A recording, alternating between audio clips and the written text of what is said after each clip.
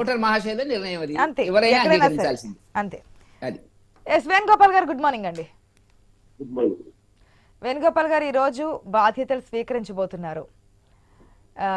ఎప్పటి నుంచో కళ అసెంబ్లీకి వెళ్ళాలి, గడప దాటుతాము, గడప తొక్కనివన్నీ గత ప్రభుత్వంలో విన్నదే చూసినవే. ఎటకేలకు డిప్యూటీ సీఎంగా, మామూలు ఎమ్మెల్యేగా కాదు, డిప్యూటీ సీఎంగా పదవీ బాధ్యతలు స్వీకరించబోతున్నారు. కానీ చాలా హామీలు అయితే ఇచ్చున్నారు పవన్ కళ్యాణ్. ప్రతిపక్ష హోదా కూడా లేనప్పుడు, ఆయనే గెలవనప్పుడు ఒక సాటి పౌరుడిగా అనేక అంశాల మీద ప్రశ్నించారు, పోరాడారు. కొన్ని వాటిల్లో ఆయనకు తోచినంత వరకు సాయం కూడా చేశారు. ఇప్పుడు అధికారం వచ్చింది, దేశంలోనే ఎక్కడా లేనటువంటి మెజారిటీ 21కి 2 పార్లమెంటు గెలిచినటువంటి ఏకైక పార్టీ అని చెప్పొచ్చేమో. రికార్డ్ సృష్టించారు మీ ఫలితాల్లో, దేశవ్యాప్తంగా ఏ పార్టీకి లేనటువంటి రికార్డ్ని. ఐ థింక్ ఒకవేళ ఏదైనా కరెక్షన్ ఉంటే కరెక్ట్ చేయండి. కాకపోతే అదే స్థాయిలో మీ మీద బాధ్యత ఉంది. మీరు ఏదైతే హామీలు ఇచ్చారో ఆ హామీలన్నీ అమలు చేయాలి. ఏదైతే శాఖలు ఎంచుకున్నారో ఆ శాఖల్లో కూడా మీ యొక్క పనితీరును చూపించాలి ప్రజలకి. అప్పుడే మీ మీద నమ్మకం కలుగుతోంది. ఏదో సినిమా స్టార్ సినిమాలు చేసుకుంటారు, కేవలం రాజకీయాలు కూడా వస్తువారు పోతారు, చాలా మందిని చూసామనే కామెంట్స్ని ధీటుగా ఎదుర్కోవాలంటే చాలా ఒత్తిడి ఉంటుంది, పని కూడా చేయాల్సి ఉంటుంది. ఏ విధంగా ముందుకెళ్ళబోతున్నారు? పదవి బాధ్యతలు స్వీకరించిన తర్వాత ముందుగా ఏ అంశాల గురించి ప్రస్తావించబోతున్నారు? ఏ అంశాలను పరిగణలోకి తీసుకోబోతున్నారు? ముందుగా మీకు, అదేవిధంగా ఐన్యూస్ యాజమాన్యానికి, వీక్షకులకి, ఈ చర్చలో పాల్గొన్నటువంటి పెద్దలందరికీ కూడా హృదయపూర్వకమైనటువంటి నమస్కారం జనసేన పార్టీ తరఫున తెలియజేస్తున్నాను. ఎందుకంటే అమ్మా, నేను మాట్లాడే మాటలన్నీ కూడా మీ ప్రశ్నలోనే అన్ని కూడా సమాధానం చెప్పారు కాబట్టి చాలా సంతోషం అమ్మా. ఏదేమైనప్పటికీ కూడా ఈ రోజు మరి పదవి బాధ్యతలు స్వీకరించేటువంటి మా పార్టీ అధ్యక్షుడు పవన్ కళ్యాణ్ గారికి మీ ఐన్యూస్ ఛానల్ ద్వారా కూడా ప్రత్యేకమైనటువంటి శుభాకాంక్షలు తెలియజేస్తున్నాం. అదేవిధంగా మా పార్టీ తరఫున కూడా ఆయనకి ధన్యవాదాలు తెలియజేస్తున్నాం. ఇకపోతే ఇది చాలా, ఎందుకంటే ఈ రోజు వచ్చినటువంటి ఇది మొదటి క్షణాలు ఆనందం కాదు. ఈ బాధ్యత అనేది దాదాపుగా ఆయన రాజకీయాల్లో అడుగు పెట్టినప్పుడే ఆయన మొట్టమొదటిగా మా అందరికి కార్యకర్తలకి చెప్పడం జరిగింది. నా యొక్క సుదీర్ఘమైనటువంటి ప్రయాణం ఇది 25 సంవత్సరాల సుదీర్ఘమైనటువంటి పోరాటం, ప్రజల కోసం చేసేటువంటి పోరాటంలో ఒక నవ సమాజాన్ని, ఒక సమ సమాజాన్ని, రేపటి భావి తరాల భవిష్యత్తు కోసం ఏర్పాటు చేసినటువంటి పార్టీ జనసేన పార్టీ. అదేవిధంగా కష్టాలు ఎక్కడుంటే మనం అక్కడ ఉందాం, అన్యాయం జరిగితే ప్రశ్నిద్దాం అనేటువంటి ఒక నినాదంతో పుట్టినటువంటి పార్టీ జనసేన పార్టీ.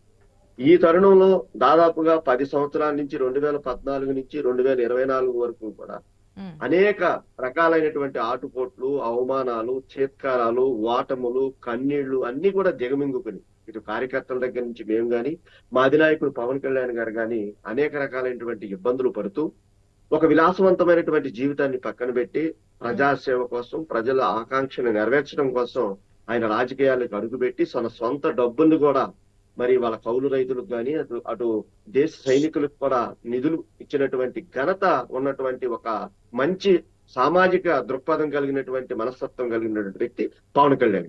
అలాంటి వ్యక్తి ఇవాళ మరి ఉప ముఖ్యమంత్రిగా ప్రమాణ స్వీకారం చేయటం అంటే అది సామాన్యమైనటువంటి విషయం కాదు. ఆయన కష్టాల్లో నుంచి పైకి వచ్చినటువంటి వ్యక్తి. ఇక రెండోది ఏంటంటే, ఆయన గెలిచిన తర్వాత మరి 4వ తారీఖు గెలిచిన తర్వాత మరుసటి రోజున మరి లెజిస్లేటివ్ మరి జనసేన పార్టీ అధ్యక్షుడిగా ఎన్నుకున్నప్పుడు ఎమ్మెల్యేలు ఆయన మాట్లాడినటువంటి ఆనిముత్యాల లాంటి మాటలు ఏం చెప్పారంటే, ఆయన ఇది అనేది మనకి ప్రజలు ఇచ్చినటువంటి తీర్పు చాలా బాధ్యతతో కూడుకుంది. ఎందుకంటే ప్రజల యొక్క ప్రజాస్వామ్య పరిరక్షణ కోసం ఏ రోజునైతే మనం ఇప్పటంలో ప్రజలకు మాట ఇచ్చామో, వైఎస్ఆర్సీపీ యొక్క వ్యతిరేక ఓటుని చీలనివ్వకుండా ఈ దుర్మార్గమైనటువంటి పరిపాలనని, ఈ దుష్ట పరిపాలనని, ఈ అప్పులు చేసినటువంటి ముఖ్యమంత్రిని మనం గద్దె దించాల్సినటువంటి అవసరం ఉంది. ప్రజాస్వామ్యాన్ని రక్షించుకోవాల్సినటువంటి అవసరం ఉంది. ప్రతిపక్షాలను కూడా కాపాడుకోవాల్సినటువంటి బాధ్యత మన మీద ఉంది. కాబట్టి ఇక్కడ వ్యక్తిగతమైనటువంటి ద్వేషాలకు పోకుండా, కక్షలో కార్పణ్యాలకి దారి తీయకుండా, ఎదట మనుషుల్ని మనం కించపరచకుండా, ఏ ప్రజలైతే మన మీద నమ్మకం పెట్టుకున్నారో, ఏ ప్రజలైతే మన నమ్మి తీర్పిచ్చారో వాళ్ళ కోసం చేయాల్సినటువంటి ధర్మం మన మీద ఉంది. అది మన బాధ్యత అని చెప్పినటువంటి ఆనిముత్యం లాంటి మాట మొట్టమొదటి మాట. తర్వాత ఈ యొక్క ఆంధ్రప్రదేశ్ లో అనేక సమస్యలతో ప్రజలు కొట్టుమిట్టాడుతున్నారు. కనీసం మౌలిక సదుపాయాలు లేనటువంటి పరిస్థితులు, మరి సంక్షేమం సంక్షేమం అంటూనే అభివృద్ధి లేనటువంటి సంక్షేమం అందించినటువంటి ఈ దుర్మార్గమైనటువంటి పాలనకి చరమగీతం పాడారు. కాబట్టి మన ముందు అనేక రకాలైనటువంటి సవాళ్లు ఉన్నాయి. ఈ సవాళ్ళన్నింటినీ కూడా మనం ఎదుర్కోవాల్సినటువంటి బాధ్యత మనం ప్రమాణ స్వీకారం చేసినటువంటి మొదటి రోజు నుంచే కూడా ప్రారంభించాలనేటువంటి ఒక దృఢమైనటువంటి ఆలోచనతో ఎన్డీఏ కూటమిగా ఏర్పడటం, అటు అనుభవం కలిగినటువంటి ముఖ్యమంత్రి చంద్రబాబు నాయుడు గారు మరి ముఖ్యమంత్రిగా ప్రమాణ స్వీకారం చేసి ఆయన బాధ్యతలు తీసుకోవటం, మరి మూడోసారి దేశ ప్రధాని మోడీ గారి యొక్క చేతుల్లో ఇక భారతదేశం వెళ్ళటం, ఇవన్నీ కూడా కలిసి వచ్చేటువంటి రోజు. అత్యున్నతమైనటువంటి మోడీ గారు కూడా ఒక రకమైనటువంటి సాంకేతికాలని మనకి ఎన్నికల్లో చెప్పినటువంటి విధానాన్ని కూడా ఈ రోజు మనం చర్చించుకోవాలి. ఎందుకంటే ఇవాళ ఆంధ్రప్రదేశ్ విడిపోయిన తర్వాత అనేక సమస్యలతో, మరి పరిశ్రమలు లేవు, సంపద లేదు, కనీసం రాజధాని కూడా లేనటువంటి పరిస్థితుల్లో ఆర్థిక పరిస్థితులు ఒడిదుడుకుల్లో ఉన్నటువంటి రాష్ట్రాన్ని కాపాడుకోవాలంటే ఎన్డీఏ కూటమిని మీరు ఆశీర్వదించండి. అటు పైన భారతదేశంలో ఉన్నటువంటి మమ్మల్ని కానీ, ఆంధ్రప్రదేశ్ లో ఉన్నటువంటి మేము ఇక్కడ ఉన్నటువంటి పరిస్థితులు కానీ కూటమికి విజయం కనుక లభిస్తే రెండూ కూడా ప్రజలకు దగ్గరగా సంక్షేమం మనం చేసుకోవడానికి అవకాశం ఉంటుందని ఆయన ఏదైతే సందేశం ఇచ్చారో దానిలో భాగంగానే ఈ యొక్క అధినాయకుల యొక్క నాయకత్వాన్ని ప్రజలు గౌరవించి మరి దాదాపుగా ఇవాళ ఒక భారతదేశ చరిత్ర ఆంధ్రప్రదేశ్ లోనే సువర్ణాక్షరాలతో నిలిచిపోయేటువంటి ఒక మంచి గెలుపునిచ్చారు. కాబట్టి ఇది చాలా సంతోషించదగినటువంటి విషయం, చాలా ఆహ్వానించదగినటువంటి విషయం.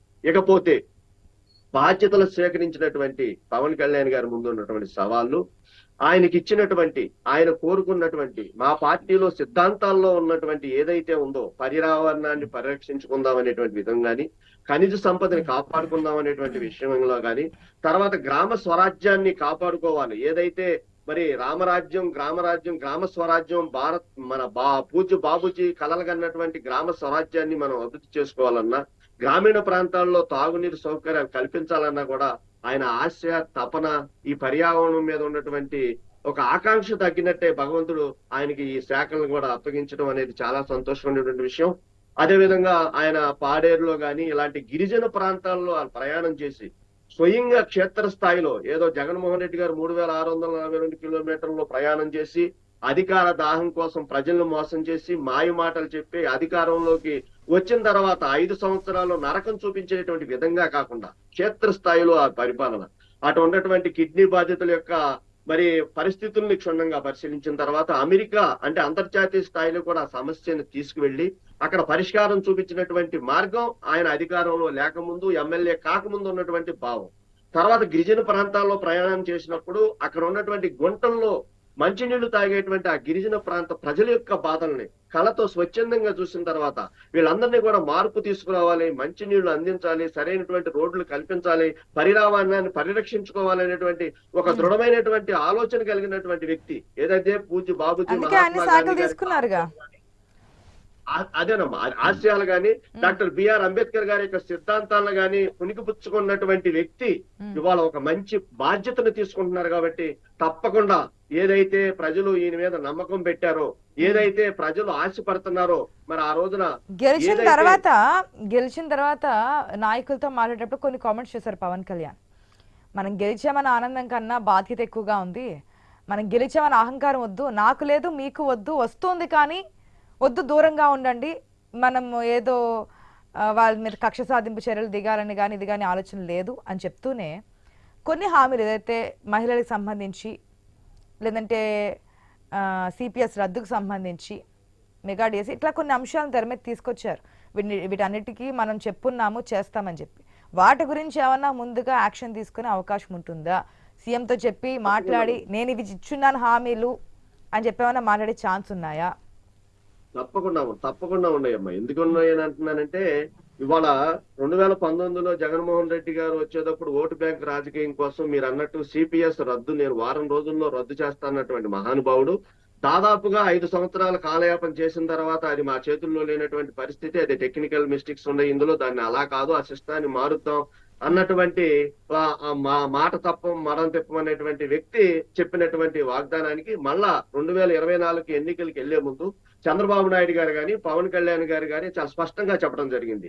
సిపిఎస్ విధానాన్ని మేము రద్దు చేయడానికి మా ప్రభుత్వం అధికారంలోకి రాగానే మేము దాని మీద చొరవ తీసుకుని నిజంగా ఆ ఉద్యోగుల యొక్క వాళ్ళ యొక్క కళ్ళల్లో ఆనందాన్ని మేము చూసే విధంగా మా పరిపాలన ఉంటది అని చెప్పి ఇద్దరు కూడా నాయకులు, అటు చంద్రబాబు ముఖ్యమంత్రి గారు కానీ ఉప ముఖ్యమంత్రి గారు కానీ హామీ ఇవ్వటం జరిగింది. కాబట్టి ఇప్పుడు ఇచ్చినటువంటి హామీల్లో మనం రావటమే 5 సంతకాలు, మెగా డిఎస్సి మీద పెట్టినటువంటి సంతకాలు మనం చూసినట్టయితే దాదాపుగా నిరుద్యోగ యువత కన్నీళ్లు పెట్టుకుని 5 సంవత్సరాలు రోడ్ల మీద ధర్నాలు చేసి నిరసనలు చేసి అలో లక్షణాన్ని ఏడుస్తున్నటువంటి వాళ్ళ జీవితాల్లో 16,430 పోస్టులు ఇచ్చి ఇవాళ ఒక మంచి అంటే డిసెంబర్ లోపు వాళ్ళకి మంచి భవిష్యత్తు మేము కల్పిస్తామనే హామీ మీద సంతకం పెట్టినటువంటి విషయం చూస్తే తప్పకుండా సిపిఎస్ విధానం రద్దు విషయంలో కూడా పవన్ కళ్యాణ్ గారి యొక్క చొరవ తప్పకుండా ఉంటది.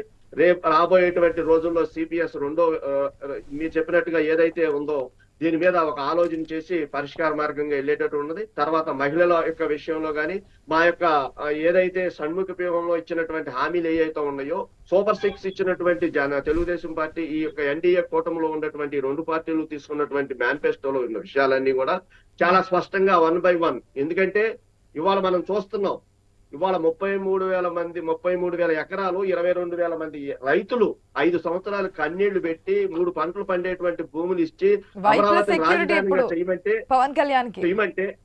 చేయమంటే ఆయన 3 ముక్కల ఆటలాడి పక్కన పెడితే మరి ఆ రోజున రైతుల పక్షాన పవన్ కళ్యాణ్ గారు నిలబడి ముళ్ళ కంచెలు దాటి రోడ్ల మీద పడుకున్నందుకు ఇవాళ అక్కడ నిన్న చూపించినటువంటి మొన్న చంద్రబాబు నాయుడు గారిని పూల మీద నడిపించినటువంటి విధానం గాని, నిన్న ఆయన సచివాలయానికి అడుగు పెట్టేటప్పుడు ఆయనకి ఇచ్చినటువంటి ప్రజలు ఇచ్చినటువంటి ఆహ్వానం, ఆ రోజున మా ముళ్ళ కంచెల మీద మీరు దాటుకుని వెళ్ళారు, ఈ రోజున మీరు పూర్వపాన్పు మీద మాకు న్యాయం చేస్తానికి వస్తున్నారు కాబట్టి మేము ఆహ్వానిస్తున్నాం అని చెప్పి దాదాపు 10 టన్నుల పువ్వుల్ని రోడ్ల మీద పోసి ఒక నాయకుడిని ఆహ్వానించడం అంటే అది రాజకీయాల్లో ఉన్నతమైనటువంటి విలువలు ప్రజలు కల్పిస్తున్నట్టుగా మనం ఆలోచన చేయాల్సినటువంటి అవసరం ఉంది.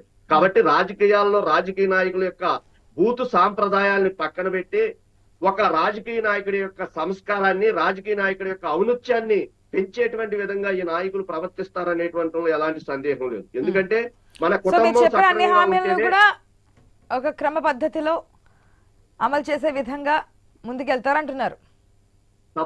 తప్పకుండానమ్మా, ప్రజల చేత మళ్ళా ఈ నాయకులే మనకి కావాలి, ఈ నాయకుల్ని మనం గెలిపించుకుంటేనే మన బిడ్డల భవిష్యత్తు బాగుంటది అనేటువంటి అదే విధంగా ఈ యొక్క నాయకుల ఎన్డీఏ కూటమిలో ఉన్నటువంటి 3 పార్టీలు నాయకత్వాన్ని తప్పకుండా ప్రజల పక్షాన్ని నిలబడతారు. ప్రజలు పడినటువంటి ఇబ్బందులన్నీ 5 సంవత్సరాలు తెలుసు, కావాల్సినటువంటి పరిస్థితులు ఏంటో నిన్న సోమవారం పోలవరం వెళ్ళి అక్కడ మరి పరిశీలించినటువంటి విధానం, మరి ఆంధ్రప్రదేశ్ సంజీవం లాంటి ప్రాజెక్టు మీద విషయంలో కూడా ప్రతి ఒక్క విషయం కనీస మౌలిక సదుపాయాలు కల్పించి అభివృద్ధితో కూడినటువంటి సంక్షేమాన్ని ప్రజాస్వామ్య పరిరక్షణ కోసం కంకణం కట్టుకున్నారనేటువంటి విషయాన్ని మీ ఛానల్ ద్వారా నేను చాలా స్పష్టంగా చెప్పగలను.